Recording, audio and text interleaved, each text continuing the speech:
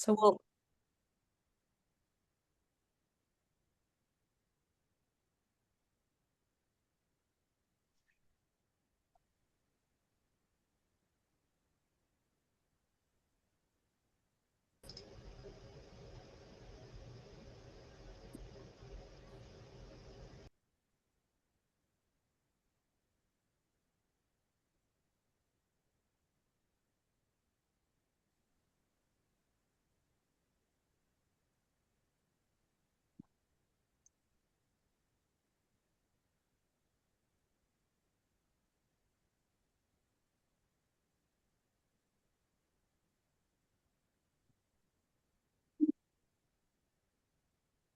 good morning, everyone. We're going to wait a couple minutes for everyone to join.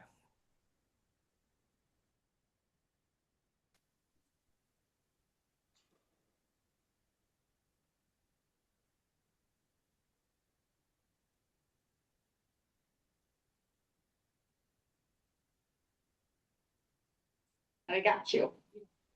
When do you need it by?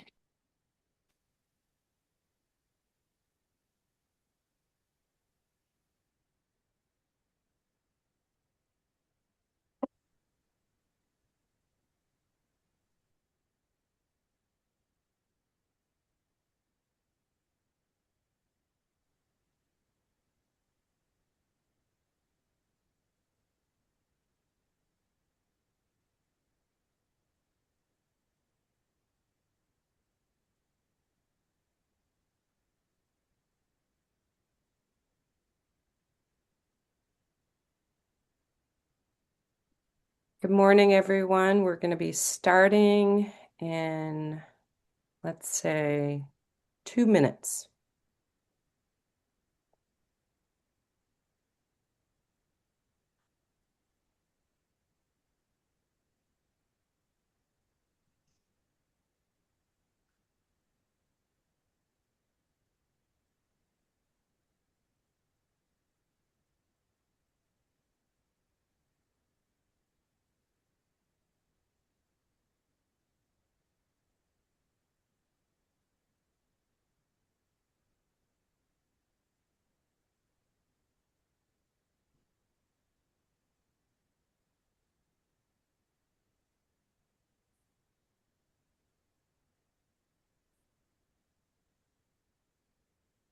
Hey, Mrs. Goose's. Hi. That's what I got from Amazon.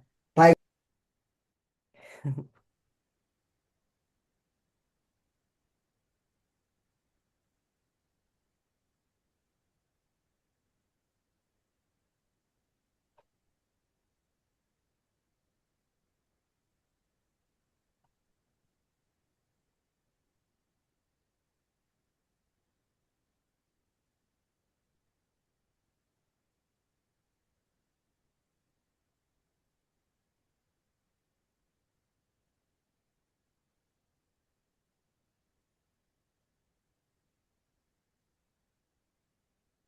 Am I the only person? Good morning, everyone. We're going to be starting in 1 minute.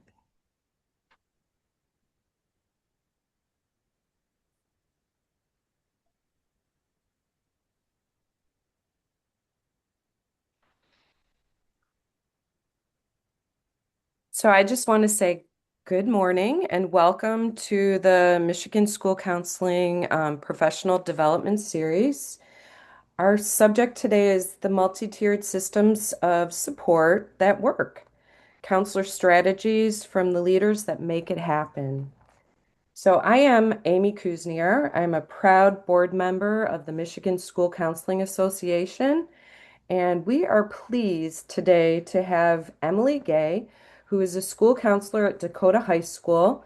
She's currently the Michigan School Counselor of the Year. And we also have Dr. Ann Miro, who's the Assistant Director and Coordinator of the 504 program for the Detroit Public School Community District Office of Exceptional Student Education. So today we're going to have each speaker speak for about 25 minutes, speaking about their area and their connection to MTSS. And then afterwards, we'll have about 10 minutes of Q&A. So I will be monitoring the chat. So if any questions pop up, we will address it then. So without further ado, let's have Emily Gay share her screen and presentation. Thank you for Okay. coming. All right, hi everyone. Thank you. So I'm going to share my screen here. Get set up. Okay, so what I'm going to go over with today, um, Dr. Amy Kuzner said, I am a counselor at Dakota High School. So I work with 10th, 11th, and 12th graders at my school. And what we decided to do to try to target students that were on the failure list is we decided to do a small group. So we did it for 2 years. The first year we had a lot more students in our group because we had something we piloted called advisory. So the second year we didn't pull as many students because advisory had gone away. So, it was hard to pull students from certain classes. So I'll kind of go through what I did. It was a 3-session intervention for 10th and 11th grade students, designed to kind of get to the root cause of the academic struggle. And really what I felt was the most beneficial is building a relationship with them and having them kind of feel like a sense of belonging at our school. So we had some data that I'll share with you as well. So the first thing was our goal is what we looked at. We targeted 10th graders this year. So we looked at the cumulative Fs among 10th graders. We took the Q1 failure list and we found that we had students who had 16 Fs on them. So we took those students, I can't remember exactly how many students it was, but we took those students and our goal was to decrease the number of Fs to fewer than 12. So our actual outcome after doing the 3 series is that our Fs dropped from 16 to 11, which was a 31% decrease. And the best part of it was out of those students, 5 of them had no Fs on their Q2 or semester 1, we would call it, report card. So we got those 5 of those students out of failing any of the classes. The other students decreased to the number of Fs that they did fail. And in our 2024-2025 Tier 2 intervention group, we had 55 general education students. So we had much more, like I said, because we had that advisory, we had more flexibility of the students we could pull.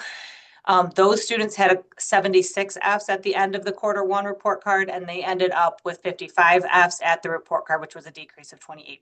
So we were seeing a huge decrease in the number of Fs showing up on those failure lists. So we really felt good about it. Now that we have 2 years of data, our goal is to kind of go back to the teachers and say, we want to have 55 students again, but we are going to need some more flexibility of when we can pull these kids because we no longer had that homeroom or advisory period.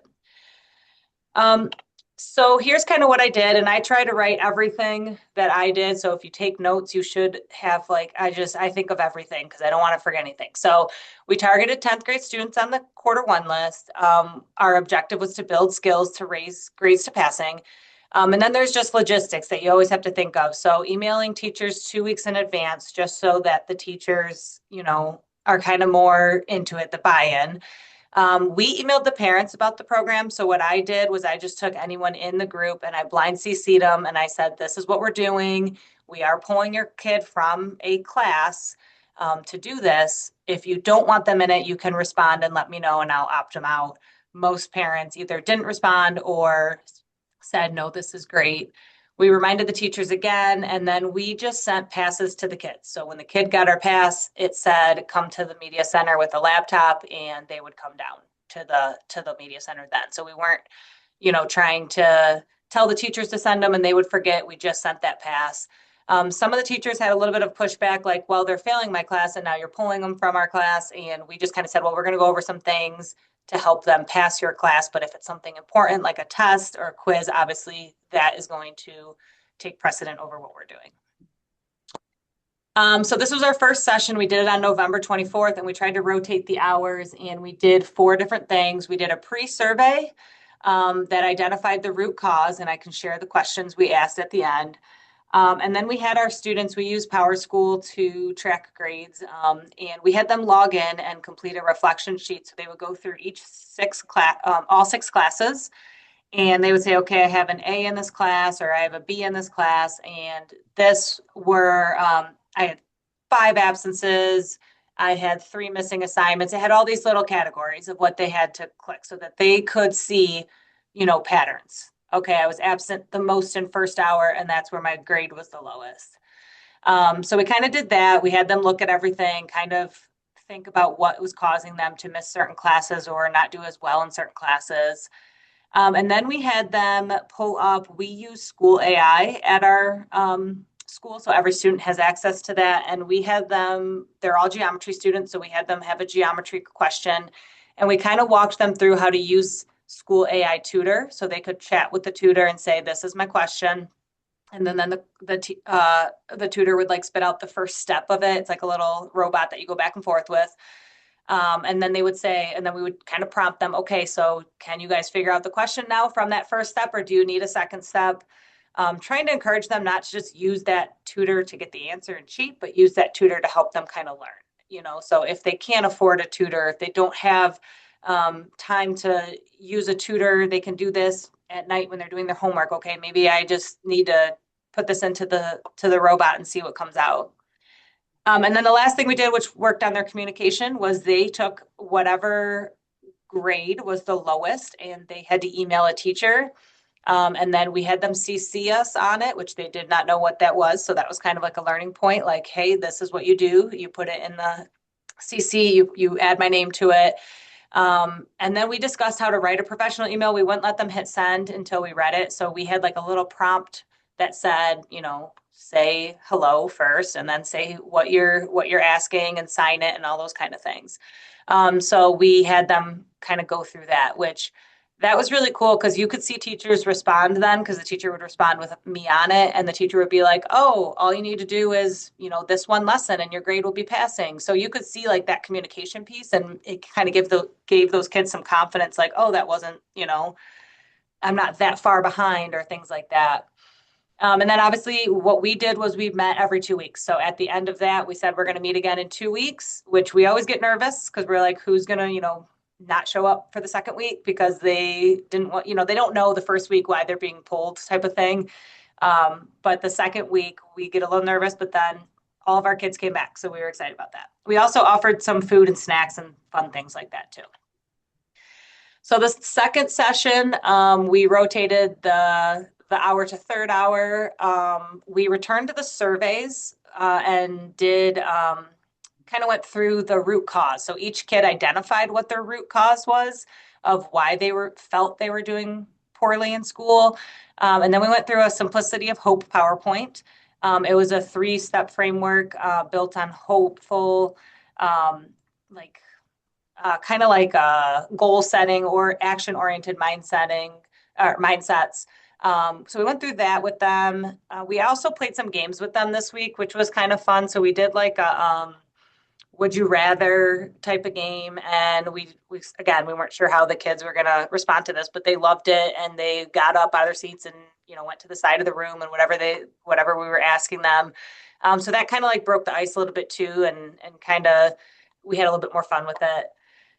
Then we did the reflection sheet again so that they could go through those. And then they completed a goal and action steps before leaving. And then we had them email their teacher again. So they're getting used to that. So the teacher email number 2 was emailing a different teacher and again, CCing their counselor on it. So this one was a little bit more of us presenting to them, but it was still a lot of them doing work with us before leaving.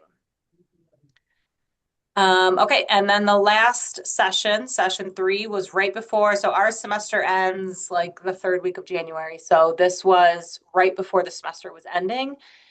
We did an activity. We watched a motivational video. We returned to their goals sheet, and then like I would write little notes on their goals sheet so that they know I read through them, and I just kind of asked some questions. Some of the kids were funny because they're like, "Do you want us to answer these questions?" And I was like, "No, they're just like so that you can think about it," type of thing. And then we did the Power School one more time, and then we kind of like looked at a summary, like what did you notice in the 6 weeks? Your Power School trend? Did you have less missing assignments? Did you have less absences type of thing? And then we had every student create a Khan Academy account. And then we had them use the AI tutor. But this was my favorite part, which I think was the most, I feel like the kids got the most out of it, is we went into a separate room. We had the kids working in one room. We went into a separate room, and then we had a one-on-one meeting with those kids. And they're all sophomores at this point. So we would bring out a graduation audit, which they've probably never seen. And we were like, this is where you're at, and this is where you need to be. And we kind of created that realistic goal, that realistic plan. Like, what can you do? Are you going to need to do summer school between 10th and 11th and 11th and 12th? Is alternative ed the best course of action for you? And one student said, yeah, I think I want to go to alternative ed. And that's where that student went now. So he's a 10th grader, just started at our alternative ed school. So sometimes that conversation is, okay, this school's too overwhelming for me. I keep getting lost in the hallways and keep getting in trouble in the bathroom. So I need to go to a smaller setting where I have more, attention on me. So that's kind of the conversations we were having. And then we took the goals sheet and I asked every single one of my students, I'm going to send this to your parent. The semester's ending in 2 weeks. Are you okay with me sharing all of this information? Because it has the root cause on it. And some of the root causes were family life, or I have to go home and take care of siblings and I don't have time to do these things. So I didn't want to share any of that with the parents if the student didn't feel comfortable with that. But every kid said, yeah, you can share that with my parents. So we would scan all of those documents to them and said, this is what we did. Please review it with your student.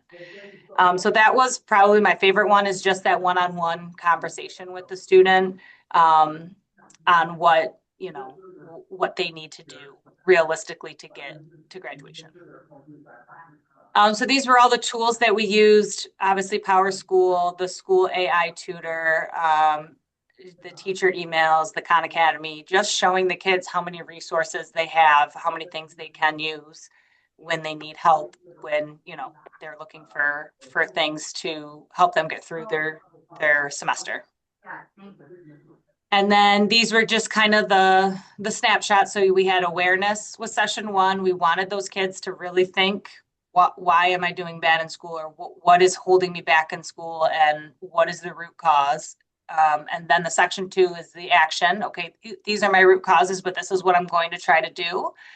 And then the accountability. Here's your plan, and it's up to you to follow through on that plan. So again, I put the little star at the bottom here because my favorite part was building the relationship. Some of these kids don't feel like they belong at school. They're kind of just here. And I work at a very, very big school. So we have 3,000 kids here, and it's easy to get lost and kind of overlooked and things like that. So having those kids have a sense of belonging, like, oh, my counselor noticed that I wasn't doing well. She's making me do these things. I think that was really the relationship piece, especially for me because they were 10th graders. So I haven't met these kids yet because they're my first year.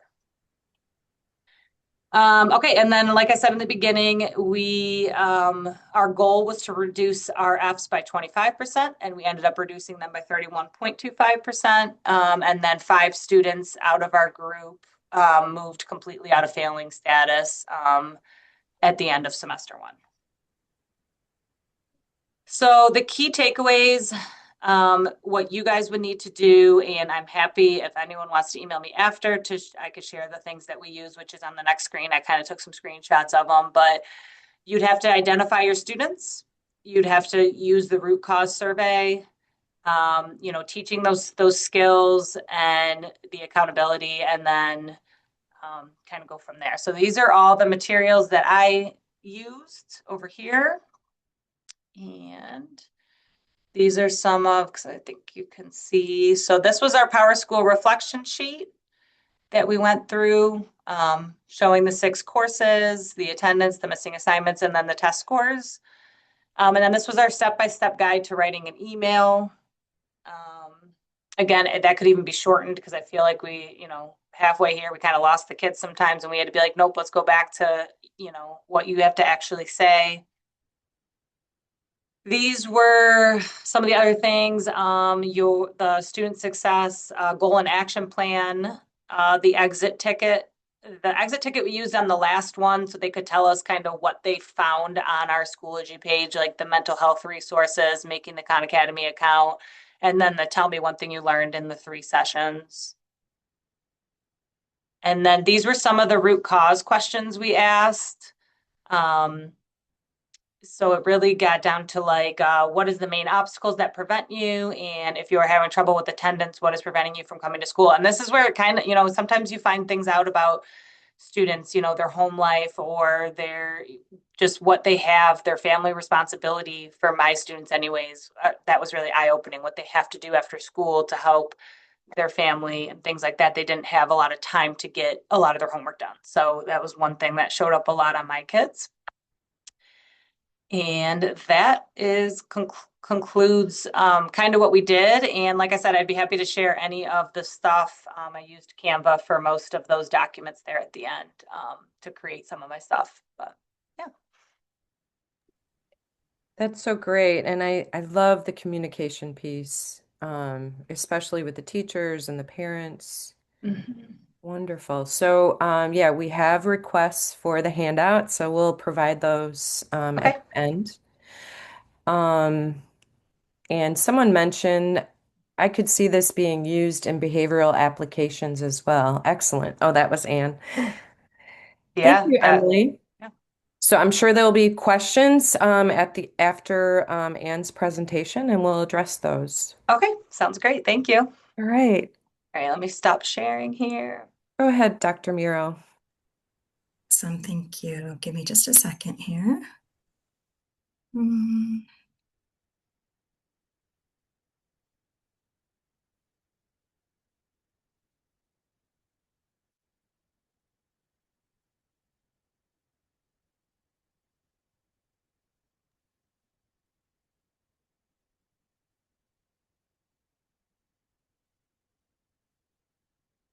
Okay, are you seeing that okay? Yep, looks great. Awesome. Okay, good. Hi, everyone. I'm going to go in a completely different direction from Emily and zoom out. I am going to be talking about MTSS from the district perspective. So, as Dr. Kuzniar mentioned earlier, I'm currently working with Detroit Public Schools Community District. For those of you not familiar, we are the largest district in the state of Michigan. We have around 50,000 students right now. We have a big caseload. And I'm overseeing the 504 program throughout the district. So I do a lot of work with student supports, which lends its way into my work with MTSS as well. Just to give you a little bit of background so you know where I'm coming from, I am a two-time Wayne State graduate. I got my bachelor's degree from Wayne State in a completely unrelated discipline. I got my master's of arts in teaching from Wayne State, master's in administration from Central, and a PhD in curriculum and instruction from Mercer University in Georgia. I began my education in middle school as a social studies teacher, moving to the high school as a science teacher, and then transitioned into student supports in about 2008.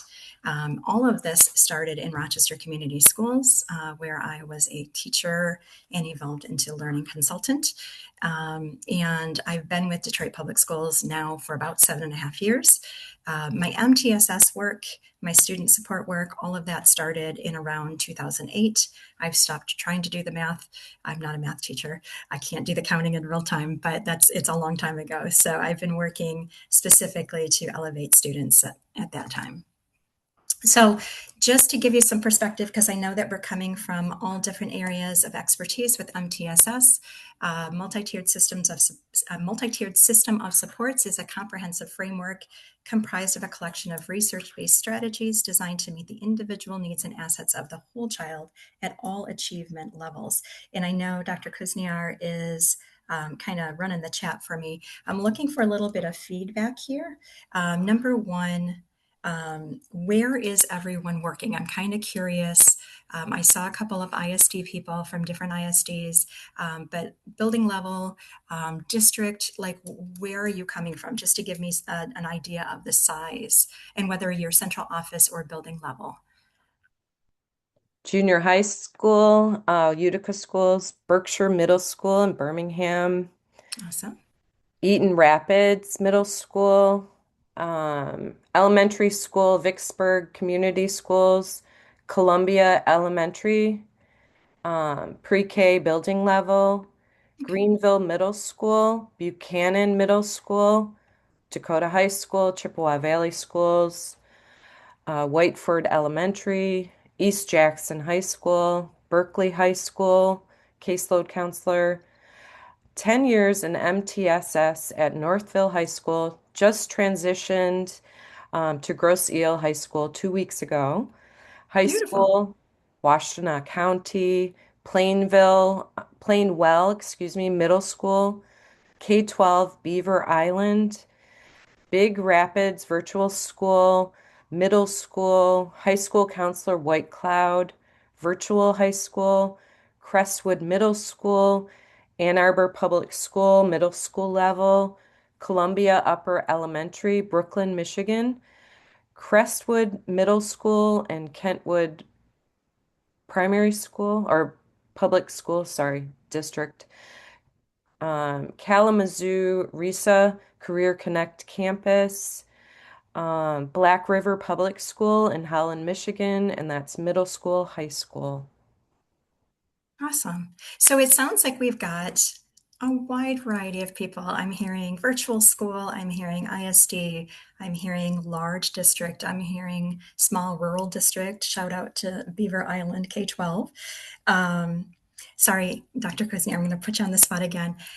Give me a quick perspective of how comfortable, and the Northville person doesn't need to answer this one because you're going to give me a run for my money, but how comfortable and familiar are you with MTSS in practice? So on a scale of 1 to 5, with 1 being not very familiar with the process, not very comfortable with the implementation, and 5 being close to expert, very comfortable with MTSS. Give me an idea, 1 to 5, where you guys are fitting in there. 4, 2.5, 4, 4, 1, 3, 3, 4. Lots of middle ground people. Okay, we've 3, got both. 3, Good, 3, good. Okay, 4, 3. Yeah. Well, and now beautiful. it's included in the new Ask a National model, so it's really a Okay, focus now awesome. regarding school Good, counselor work. good. Good, good. Okay. I am not a school counselor, so I appreciate that insight. Okay, so you all may have seen the MTSS pyramids. We have pyramids for everything. Clearly, the basis of the pyramid is, like the bottom level is always the most kids, and then you move up to the top to decrease the amount of kids that are getting those services. And so the whole thing, I'm going to back up just 1 slide real quick. MTSS, multi-tiered system of supports. People get this name wrong often. And I want to point something out that's kind of a thorn in my side here. So MTSS, there is one system. It is not plural. Supports is plural, right? So we don't have many systems of support. In that case, we've got a lot of things going on, but we don't have a unifying factor of it. We don't have one system to pull all those together. And it's really easy for schools and districts to say, we have lots of supports, and a lot of people do, but do you have anything that's tying that together? Do you have the communication that is creating an effective and efficient system so that kids aren't falling through the cracks, so that staff isn't spinning their wheels and doing the same thing without knowing what the results are or knowing what to do with the results of that information? So I just want to kind of, stick that in your brain, that anytime that you hear MTSS, that first S is singular. Okay, so MTSS is like an umbrella that pulls everything together to create this cohesive system that allows for greater identification, collaborative supports, and monitoring. So when we're talking about these pyramids, right? So for those of you who have been in education for a while, MTSS has evolved. It's the latest iteration of response to intervention. That's, I came on board with RTI. There was probably something before that I'm not sure what those abbreviations are. I worked Pyramid of Intervention, POI. We used to, this was a very flat pyramid with strictly an academic focus. And then we started looking at more of a three-dimensional model that incorporated behaviors, because clearly academics and behaviors go together. We are shifting into including behavioral health beyond that. So now we've got academics, we've got behavior, we've got that mental health component, making sure that we're incorporating more of the whole child perspective. And now we are moving beyond the pyramid, for those who haven't seen, to the diamond. So the diamond is incorporating gifted and talented education. We still have the way they've centered this is they put, it's very clever. This is from the Ohio State Department of Education. They've taken these two pyramids and stuck them end to end so that our tier one is right in the middle here, to grow all learners. And these are the things that we do for all students.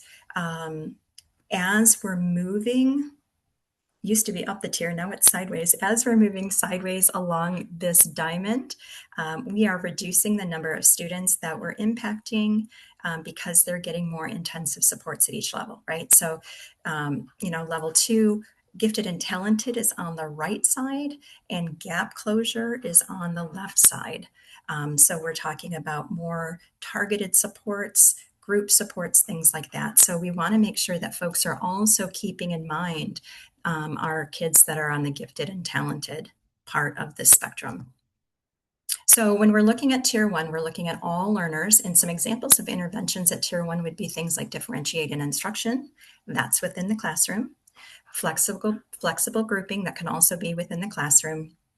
PBIS is a whole school initiative. That's tier one as well. And restorative practices, which is also part of PBIS.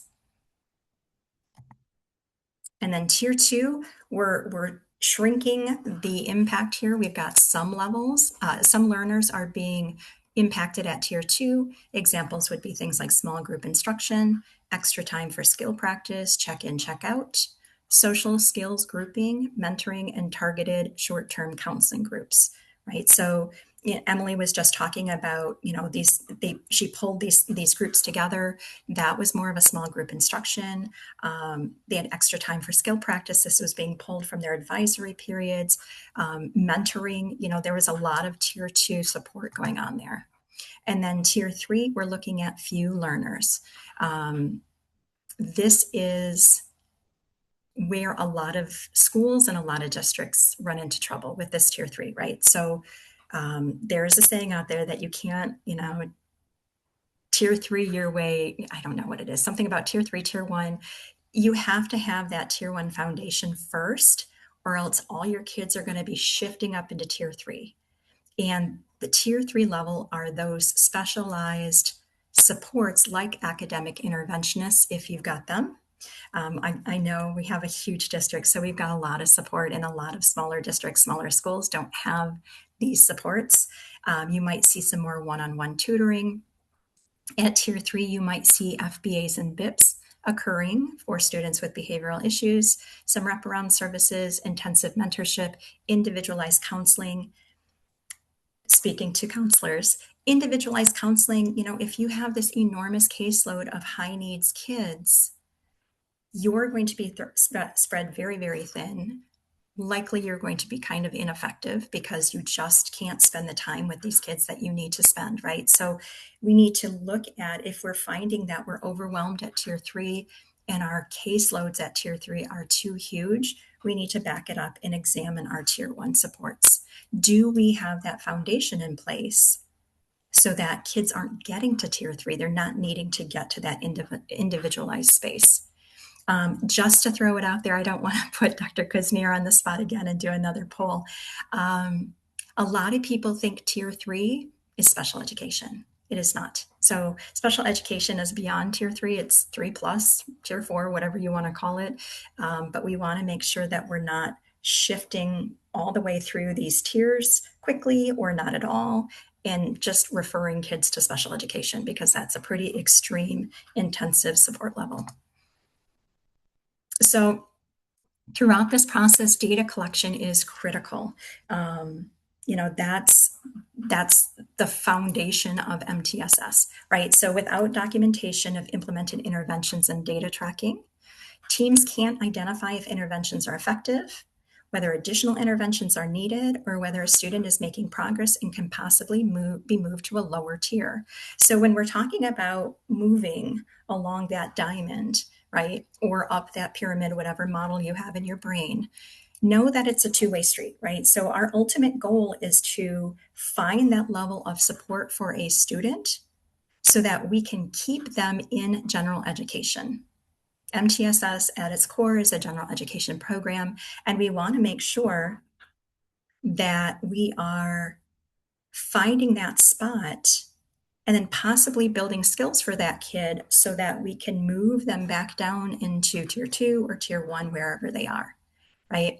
But the point is to find that spot and be proactive so that we're not zooming them through those tiers and referring for special education. And I'm going to tie that into special education in a second. Really critical. If your district, if your school is not yet at a fully functioning MTSS system, before you jump on the bandwagon, it might be a great idea as one of your first steps to make sure that you have a building or district level data system that is integrated with your student information system, or your SIS, so teachers can more easily document and share data between platforms on the same application. Okay, so there's a lot of standalone MTSS programs, lots of bells and whistles, lots of reminders and colors and notifications, very cool looking. And I know, like, for instance, Panorama's got one. There's a bunch. But number one, those are extra expenses for your district or your school, right? Number two, if you can find something within your own SIS, that's ideal. So Detroit Public Schools Community District uses PowerSchool. I know a lot of folks use PowerSchool as well. There are plugins, there are extensions to PowerSchool that include MTSS. So why not look to purchase that license, incorporate that system within PowerSchool, your existing SIS, so that the systems can hopefully talk to each other and pull information. Besides the fact that if you have this cool program, but it's a separate login and it's a separate thing, and staff needs to log in and do it on their own time, they're being set up for noncompliance. So if a teacher is already in PowerSchool and they're putting in grades or whatever, and they can just log some intervention implementation, that's ideal. So looking at the major players at the district level, like I said, we had lots of, ISD folks, central office people, and individual school people in our audience here. So looking at who's making those decisions, we've got our senior leadership. Your support from the top is absolutely necessary for organization-wide culture shift. Okay, so if you don't have that buy-in, it's going to be really easy for your building level individual people to not see this as a necessity, to not see this as important, right? So when senior leadership is communicating that this is our way, this is our culture, this is how we do things, this is how we support kids going forward, there's more individual staff buy-in. My throat is getting croaky. Hold on just a second.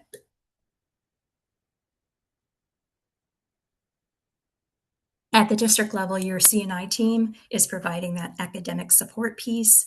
They're building in tiered instruction, tiered supports into the curriculum. I know a lot of schools, districts that are in ISDs that are working in integrating curriculum or new curriculum.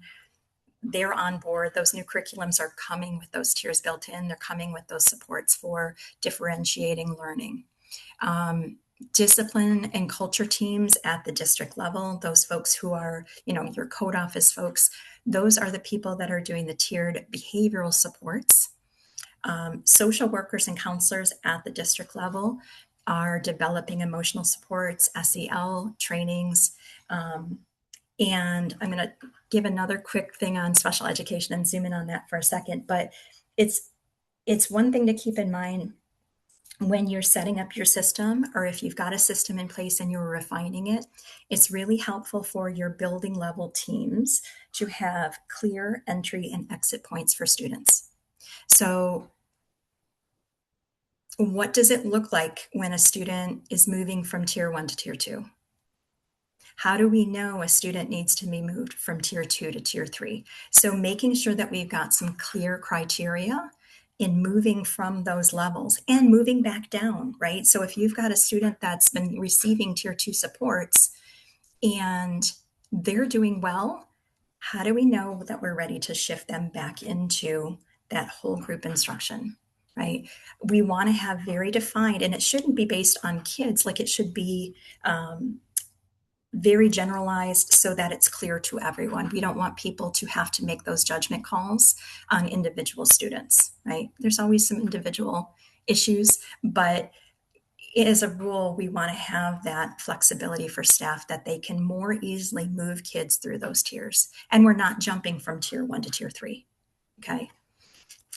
So special education. So your special education team at the top is going to help design interventions and documentations for IEPs.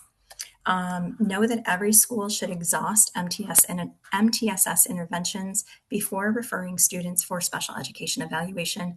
This is a state requirement. Okay, so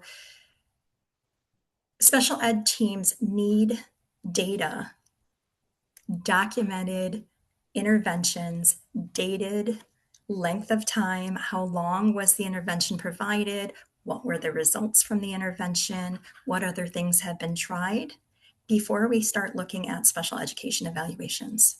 Okay. The reason is probably obvious, but we want to make sure that we're not designating students as having disabilities if they don't really have them. We don't want to exhaust our special education teams going through evaluations and then finding students ineligible, right? So when our special ed teams are taking all of this time to evaluate students and they're ending up with an ineligible student, they've just wasted a lot of their time that they could have been spending evaluating a student who actually has a disability. And that student who's been going through this special ed evaluation process may not have been getting the appropriate supports during that evaluation time. Okay, so it's just a big, I mean, it's not a big waste of time, but we want to make sure that once kids are there, it's because we've done everything that we can at the gen ed level. And we can't find any supports at the gen ed level that are going to help this student.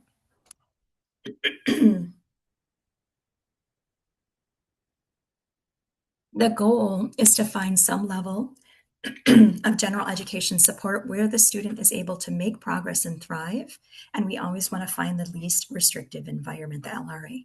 Okay, so it's exhausting all of those supports. When our special ed teams come back and say, what's been done for this student? And they hear from the classroom teacher or from the building staff that, we've done all the things. Okay, but what specifically have you done? Well, we've done this and this and this. Okay, but when did you do that? How long did you do it? Right? So if we can document, at tier 1, we did this for 6 weeks and this was the result. We did this for 8 weeks. This was the result. We moved the student to tier 2 and we did small group instruction. And this is what happened. I've been in situations where teachers will do 1 week of this intervention. Oh, didn't work. They'll try the next intervention for a week. Oh, that didn't work either. Let's refer them to special education, right? So it's give the kid time to get used to that intervention, give it time to work, give it time to show some results, okay? One thing I do want to caution on, do not delay a requested special education evaluation in the case of a parent request by utilizing the MTSS process. Okay, so that sounds contrary to what gosh, my voice, sorry, too much talking this week. It sounds contrary to everything that I just said, but our district has gotten dinged for this. And so what I mean by this is if you get a request from a parent for special education evaluation, Don't pause that request and tell the parent, you know, we're going to start the MTSS process with your student and we're going to do these interventions and we're going to see if maybe we don't need to do the evaluation. Okay.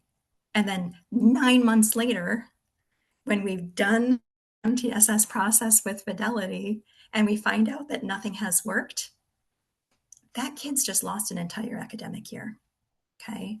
So, we want to follow our special education processes as dictated by the state. If a parent is requesting, we are obligated to respond to that request. It doesn't mean we need to evaluate, but we need to respond to that request. Okay.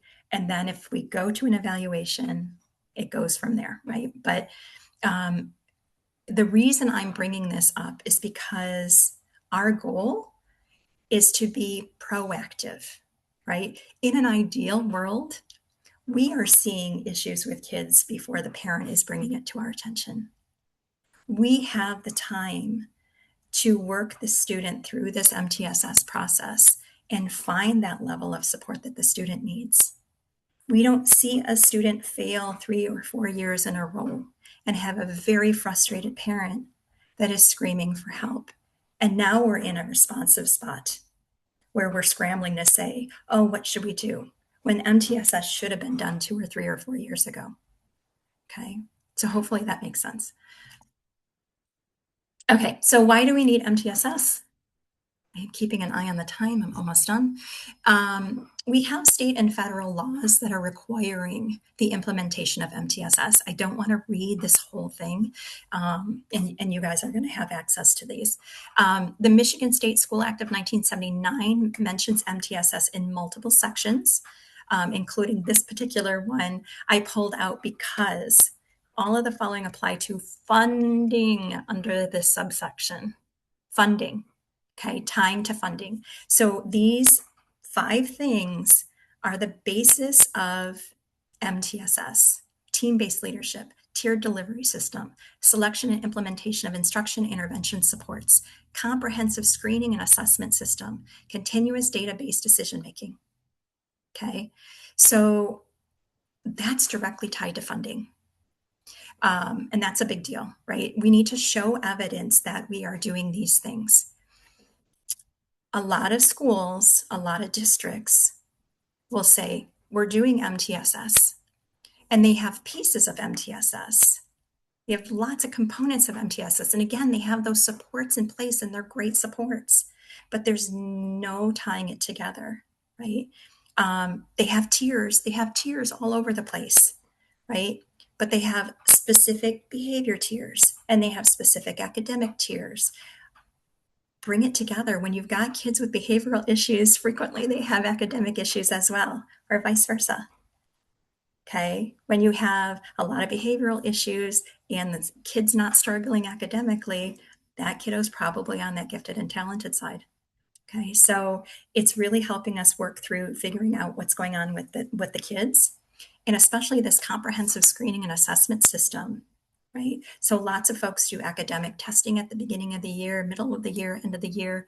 We have mental health screening at the beginning of the year in a lot of districts. I don't know if this is like a statewide thing. I know we do it in Detroit to identify students who need additional mental health supports. Bring all that together. That's a whole child perspective. Okay. Let's make sure that kids that are struggling with mental health issues are getting academic support and vice versa. Okay.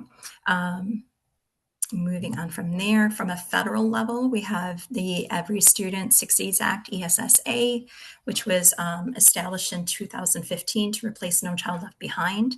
This act specifically mentions MTSS in multiple ways to support students with disabilities and English language learners. Okay.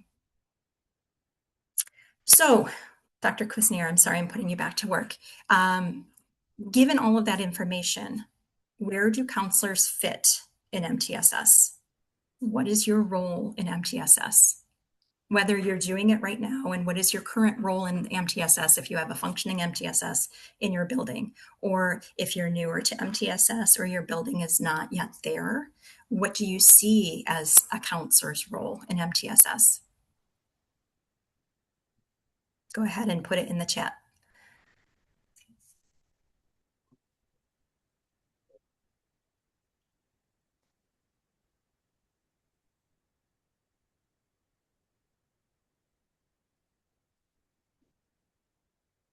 Not seeing any responses. Oh, here we go. As a member of the team developing the strategies. That's it. Yep. Beth says she has little interaction. Identification of students and development of the team. Counselors are critical as early identifiers. Before this year, I was the MTSS coordinator as part of my role. Now I am the district team and assisting our new MTSS district coordinator. I see I should be doing the 3 tiers, having small groups in tier 2, but my school has someone else doing it, so only schedules for this counselor. Working with school staff to help identify students and having small groups with students. Helping find trends and building rapport with students. Awesome. Okay. So trends, I love that. One Using data. more. Oh, I okay. serve on the BIT and help identify and implement tier 2 and tier 3 interventions. Beautiful. Okay, good. In case you guys didn't respond, I was ready here. So when we're looking at tier 1, you may be asked to push into classes to do large group SEL instruction. That's part of PBIS. Our district has things like Expect Respect program where we're talking about character traits, and we have different character traits each month, and counselors are presenting on that. Maybe you're presenting and teaching kids on a large group scale on like mindfulness practices, things like that, goal setting. That's all tier 1 stuff, I right? have 2 more. Sure.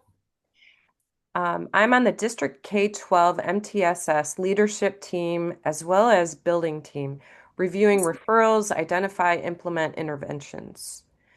And we are in the development stage currently, but plan to identify students, creating interventions, and analyzing data to determine effectiveness. Awesome. Love it. This is good. Even from the district level, looking at the big pictures, like I love that you brought up, trends and patterns and things like that. I'm a big pattern person, right? So I'm always looking for patterns. So at the building level, if you're seeing a lot of issues coming out of one particular classroom, find out what's going on with that teacher. Does that teacher need additional support? Looking at times of day where things are happening behaviorally. Are there more things that need to be done? So we can use MTSS to focus on individual student and individual student supports, but we can also use the data from MTSS to identify cultural trends within the building or even within the district, right? So you can aggregate that data any way you want to. Tier 2, counselors are doing social, gosh, thank goodness it's the end. Social groups, right? So you might be pulling small groups of kids together to talk about issues, targeted and short-term counseling groups. There's a lot of things going on there. And then at tier 3, you may be asked to do individualized counseling for students. Okay, targeted short-term counseling. Counselors are members of the Building MTSS team. They provide input at multiple points. Okay, so I heard someone say something about MTSS coordinator. That could be a thing. I'm not a fan of it because MTSS is so team-based. I understand there's one person that needs to coordinate everything, but anytime we designate a coordinator or one person who's over a program, it magically ends up falling on that person, like the participation in the team meetings end up dwindling. And then it ends up invariably, in my experience, that one person sitting in an office doing MTSS. So be careful with that. So last slide, challenges to success with MTSS. Some things that we talked about already. Missing a centralized and easy to use data system, that's going to be a downfall. And that's why I suggested that should be in place first. Even if you don't come back to it for 3 months because you're still setting up your system, it's going to be ready to be there. And make sure that your staff is trained on how to use it. Lack of senior leadership buy-in and input. If it's not a priority of your senior leadership, it probably isn't going to happen. Lack of building staff buy-in. MTSS can be a game changer for staff and kids. It's a huge impact, but many staff see the system as more work or something else we need to do.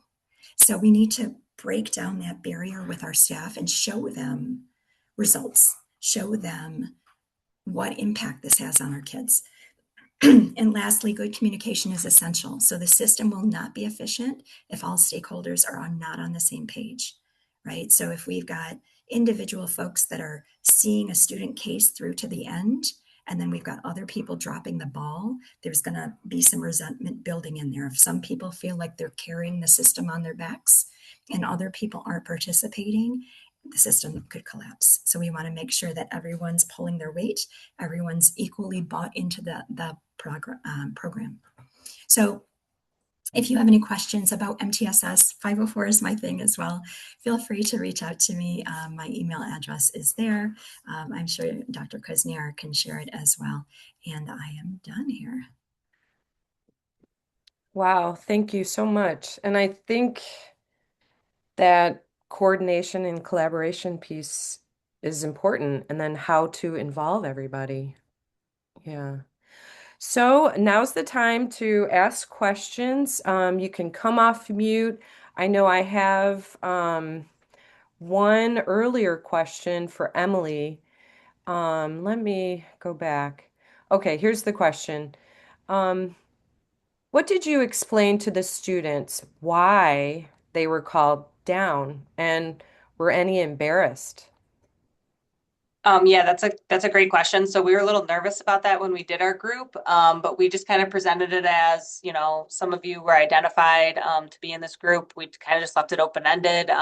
We're going to be working together in 3 sessions. We just kind of started it off that way, and none of the kids seemed to have any issues with it, so we just kind of rolled with it. But we just kind of had a nice like touch to it in the beginning. Like there's all different reasons why some of you are here, and we're just really here to help you guys and create a bond with the kids in this room. So that's kind of how we presented it. Um, Sorry. and there's a question. What did you say was the purpose of the group? We just said the purpose was to get them some skills that they can use with their teachers, some communication skills, some study skills, some, working on understanding graduation audits. I mean, on the first one, we kind of had objectives and we just said we were going to touch on all of these and we're going to work through it. And it was funny because we thought, like I said, some kids wouldn't show up to it the second time, but they all came back. And one of my girls was even absent on the day that we did it. And she came to me the next day and was like, I didn't get to do the group. Can I do the group with you today? And we did it just one-on-one in our office. It obviously wasn't as meaningful as when we did it all together, but I was just so caught off guard that she came to find me and was like, I missed the group yesterday. What did we do? So, yeah, they seemed to be really into it. So we didn't have any issues with kids being embarrassed or kids pushing back. And in the 2 years that we did it, and the first year we had 55 kids, we ran it, different hours of the day and with different counselors, but with all 55 kids, we didn't have any issues. Um, a question. Were parents aware of the program? Did you need any kind of parental permission for participation?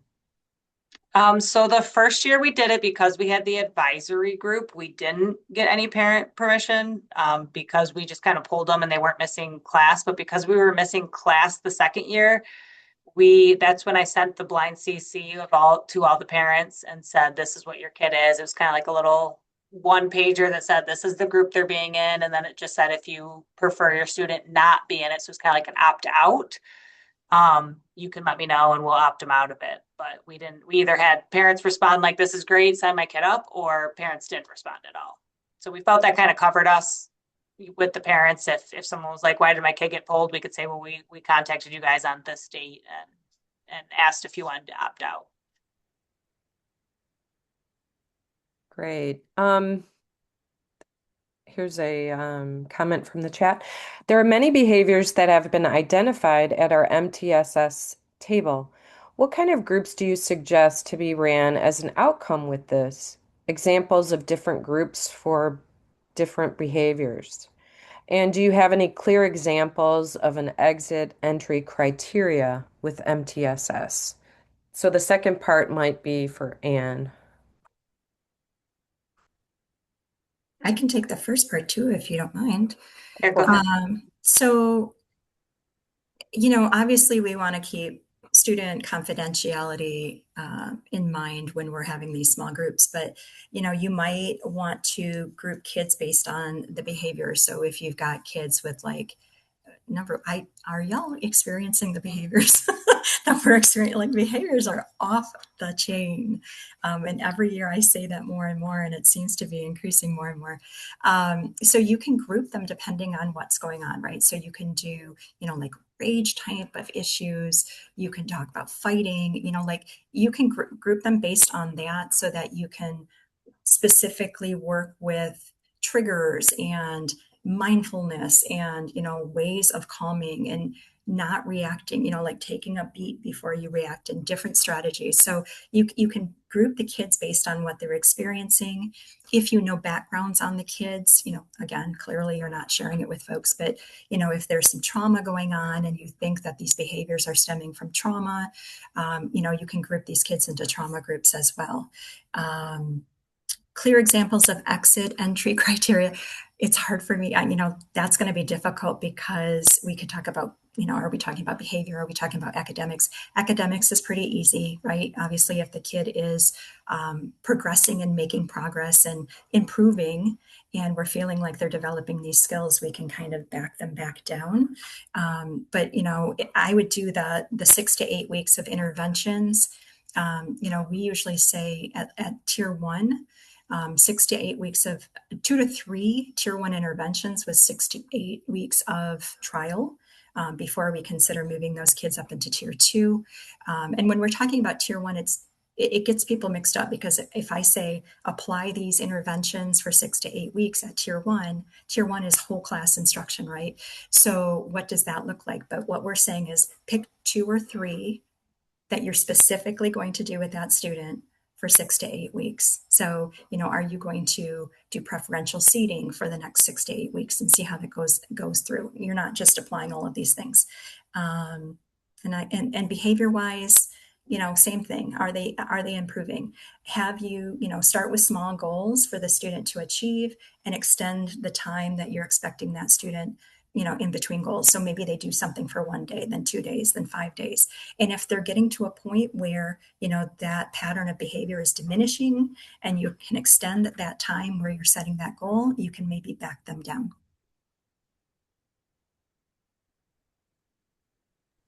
That's great. Okay, so it's 10:02.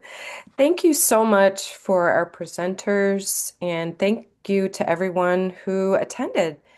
And we will provide the slide decks for sure.